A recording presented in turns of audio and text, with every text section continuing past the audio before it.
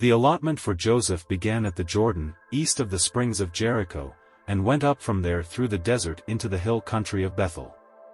It went on from Bethel, that is, Luz, crossed over to the territory of the Archites in Ataroth, descended westward to the territory of the Japhletites as far as the region of Lower Beth Horon and on to Gezer, ending at the Mediterranean Sea.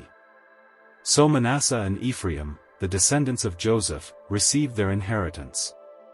This was the territory of Ephraim, according to its clans. The boundary of their inheritance went from Ataroth Adar in the east to Upper Beth Horon and continued to the Mediterranean Sea.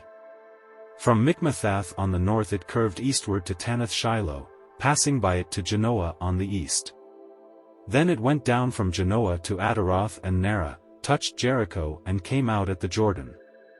From Tapua the border went west to the Canaan ravine and ended at the Mediterranean Sea. This was the inheritance of the tribe of the Ephraimites, according to its clans. It also included all the towns and their villages that were set aside for the Ephraimites within the inheritance of the Manassites. They did not dislodge the Canaanites living in Gezer.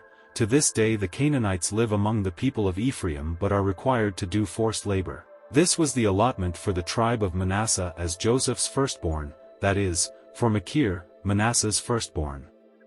Machir was the ancestor of the Gileadites, who had received Gilead and Bashan because the Machirites were great soldiers. So this allotment was for the rest of the people of Manasseh, the clans of Abiezer, Helek, Asriel, Shechem, Hepher and Shemida. These are the other male descendants of Manasseh son of Joseph by their clans. Now Zelophehad son of Hepher, the son of Gilead, the son of Machir, the son of Manasseh, had no sons but only daughters, whose names were Mahlah, Noah, Hoglah, Milcah and Tirzah. They went to Eleazar the priest, Joshua son of Nun, and the leaders and said, "The Lord commanded Moses to give us an inheritance among our relatives." So Joshua gave them an inheritance along with the brothers of their father, according to the Lord's command. Manasseh's share consisted of 10 tracts of land besides Gilead and Bashan east of the Jordan, because the daughters of the tribe of Manasseh received an inheritance among the sons. The land of Gilead belonged to the rest of the descendants of Manasseh. The territory of Manasseh extended from Asher to Mikmethath east of Shechem. The boundary ran southward from there to include the people living at En Tapua. Manasseh had the land of Tapua, but Tapua itself, on the boundary of Manasseh, belonged to the Ephraimites. Then the boundary continued south to the Canaan ravine. There were towns belonging to Ephraim lying among the towns of Manasseh, but the boundary of Manasseh was the northern side of the ravine and ended at the Mediterranean Sea. On the south the land belonged to Ephraim, on the north to Manasseh. The territory of Manasseh reached the Mediterranean Sea and bordered Asher on the north and Issachar on the east. Within Issachar and Asher, Manasseh also had Beth-shan, Ibleam and the people of Dor, Ender, Tanakh and Megiddo, together with their surrounding settlements. The third in the list is Naphoth. Yet the Manassites were not able to occupy these towns, for the Canaanites were determined to live in that region. However, when the Israelites grew stronger, they subjected the Canaanites to forced labor but did not drive them out completely. The people of Joseph said to Joshua, "Why have you given us only one allotment and one portion for an inheritance? We are a numerous people, and the Lord has blessed us abundantly."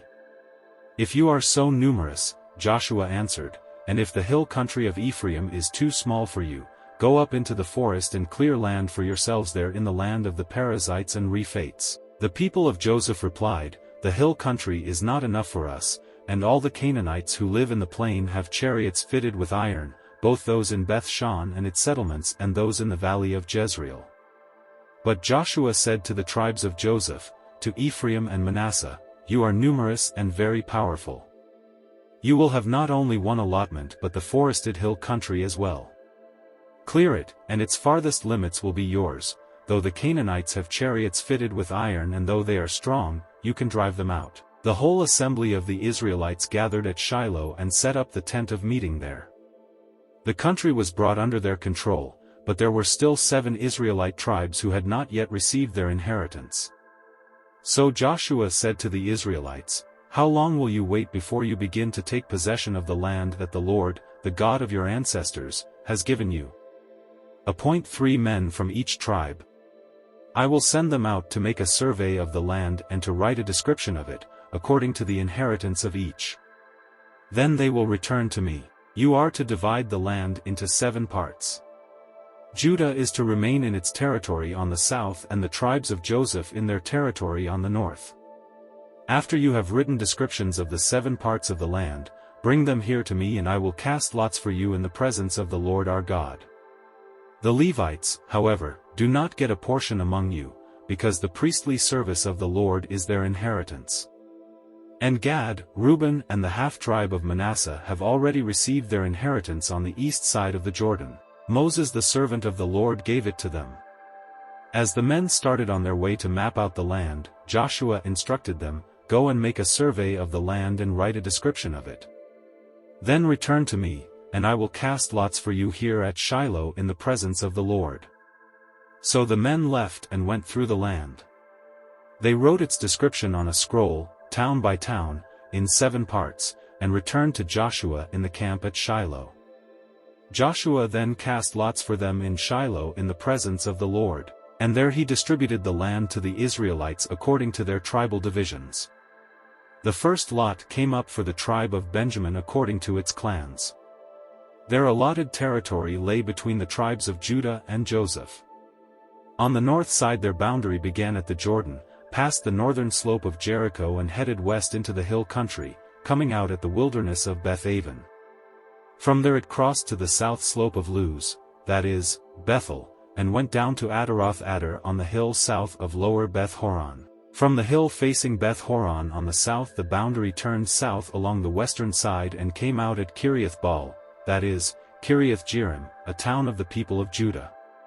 This was the western side. The southern side began at the outskirts of Kiriath-Jearim on the west, and the boundary came out at the spring of the waters of Nephtoah. The boundary went down to the foot of the hill facing the valley of Ben Hinnom, north of the valley of Rephaim. It continued down the Hinnom valley along the southern slope of the Jebusite city and so to En-Rogel. It then curved north, went to En-Shemesh, continued to Jeliloth, which faces the pass of Adummim, and ran down to the stone of Bohan son of Reuben. It continued to the northern slope of Beth-Araba and on down into the Araba. It then went to the northern slope of Beth-Hogla and came out at the northern bay of the Dead Sea, at the mouth of the Jordan in the south. This was the southern boundary. The Jordan formed the boundary on the eastern side. These were the boundaries that marked out the inheritance of the clans of Benjamin on all sides.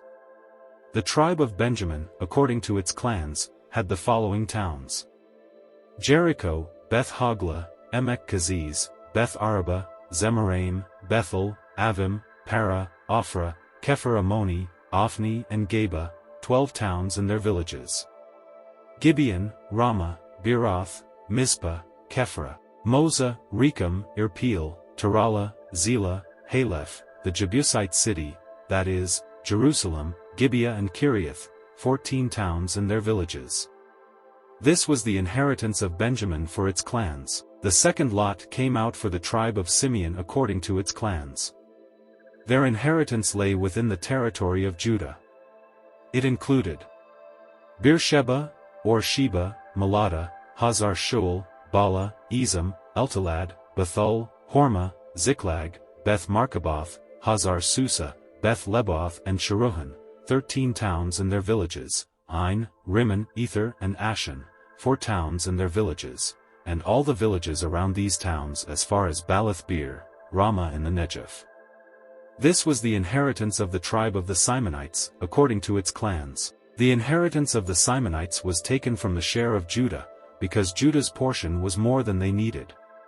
So the Simonites received their inheritance within the territory of Judah. The third lot came up for Zebulun according to its clans. The boundary of their inheritance went as far as Sarid.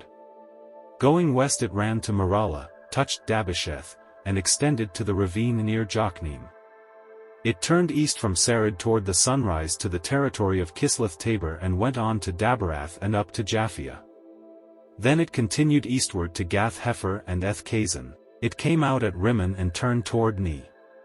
There the boundary went around on the north to Hanathon and ended at the valley of Ifta-el. Included were Kadith, Nahalal, Shimron, Idalah and Bethlehem.